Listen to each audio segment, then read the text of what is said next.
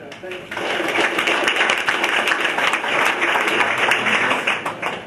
a tough act to follow because I'm more of a guerrilla warfare kind of guy than carpet bombing. My name is Craig Smallman. Actually I'm a new kid on the block here. You look around and all these attorneys have many years experience, and I've only been practicing for 3 years. So I can't bring to the table everything they bring to the table.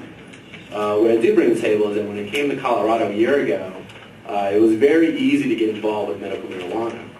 The law was only 5 pages long, and half of it had nothing to do with what we were trying to do anyways. So it was very easy for me to make that a cornerstone of my business. And what I wanted to do, more on a quiet level, I don't advertise or anything, is I want to get as many dispensaries open as possible. It's really going to come down to, and you've heard this many times, well, what did the voters intend? Back in 2000, what did the voters intend? And when you have 1,000 people applying for the registry every day, that's the voters' intent. That obviously they want dispensaries, and they want these ways to obtain their medicine in a central, dignified, safe, controlled environment, rather than having hundreds of thousands of caregivers or 100,000 patients trying to smash themselves into a caregiver limit. So when I came here, that was kind of my intent, and I'm not part of any lawsuits against the cities. I'm not part of any lawsuits against 1284, even though I'm against it. It's just my goal to get as many of them open as possible. Some of the problems I see with this law, other than the monstrosity, is that people are outraged. They're outraged over the law. And what they need to understand, and what everyone needs to understand, is the law is written, the letters are written, and emotional outrage is only going to get you so far. You got to pick apart the language. You got to find the loopholes, and there are some, and some are tightened up. But you almost have to get over the emotional outrage side of it and figure out how to beat this thing. So usually when clients come into my office, the first 10 minutes are just a rant, and to me that's a waste. Because the law has already been voted in by the Senate and the House. It's got to go to Ritter. Most likely it's going to become law. So the ranting gets us nowhere. We need to be calm, cool, rational, and collected to figure out how we're going to defeat this thing. And I love hearing what the panel's saying, and I love being involved with everything everybody's doing. But it's going to be really a steady push that's going to get this, rather than a jab and anger. Some of the biggest things I'm concerned about, and maybe I'm going to go a little bit more into the law than maybe some of the attorneys, but one problem I see is just the badges for contractors, because it makes sense that if a medical marijuana license center has to be licensed and there's going to be badges issued by the state. I'm not sure how they're going to do that for contractors that are constantly coming and going. It's going to be a little bit harder because the license center aren't going to have control necessarily of the contractors' employees. So it seems like that as badges for contractors is going to be kind of a problem. One thing I thought was interesting in the law is that when law enforcement asked for a person's registry card or trying to confirm anything with the registry, I thought it was interesting that the registry has the option of whether they want to respond or not.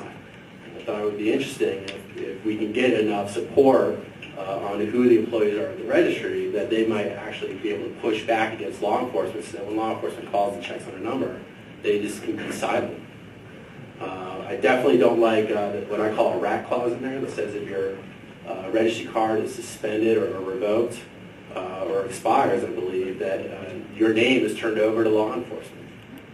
It seems like it's going to be a huge problem. They do give a provision for medical marijuana to go to a lab for testing, but they actually haven't authorized any right for the lab to have that medical marijuana on hand. And maybe the Department of Regulation is going to issue rules about it. Department of Revenue, sorry, is going to issue regulations about that, but we don't know.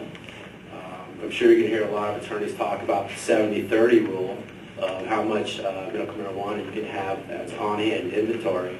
So we have no idea how they're going to enforce that, or how they're going to, we don't know what's going to happen with that. If you have 70-30 in the morning, and over the course of the day, you're selling part of your 70, at the end of the day you end up with 50-50, and that's when the auditor comes in. Are you in compliance or are you out of compliance? One of my biggest concerns is dry counties. What if an entire county decides to go for prohibition? You take some place like Weld County, You know, the county itself can go prohibition, all the individual cities can go prohibition, and basically the patients there are going to be suffering. And even though there is a provision for delivery if someone's homebound, you know, I'd like to see if we could expand that provision so if an entire county and all the cities in it go for prohibition, we could do some kind of Berlin airlift. You know, we can get everyone in there to set up some delivery transportation routes. One point I want to make is on September 1st, September 1st, 2010, we're supposed to have another hearing to get input from the industry and from everybody how this is going. Disappointingly, they only need to give us 5 days notice.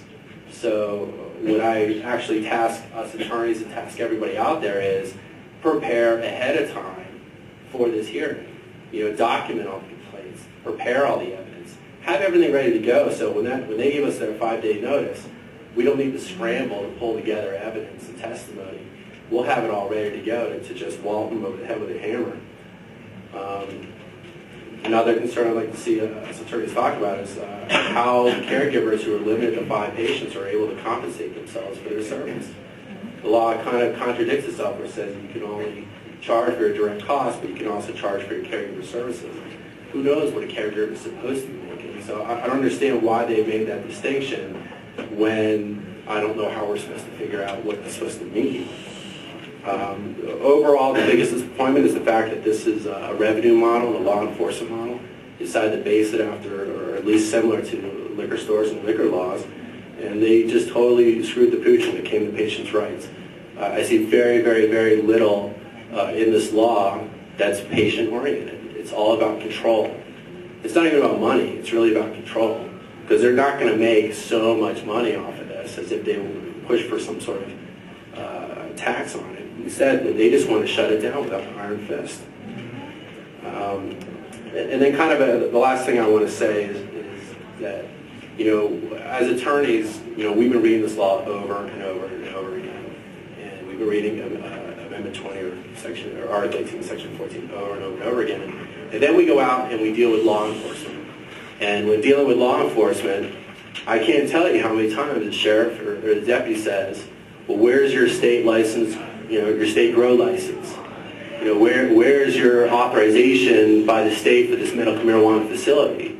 And law enforcement doesn't get it. They make tons of mistakes, and a lot of it is just based on education. I feel like a lot of our job is just sitting down and talking to them, explaining the patients are, you know, given cards which are optional, and, you know, physician recommendation, and naming caregivers, and it's just really disheartening to see that the people out there, you know, great to see Ms. Davis, you know, helping out with this, is educating law enforcement. And sometimes you just got to punch them in the nose because it's the only way they're going to listen, is the only way they're going to hear. Thank you.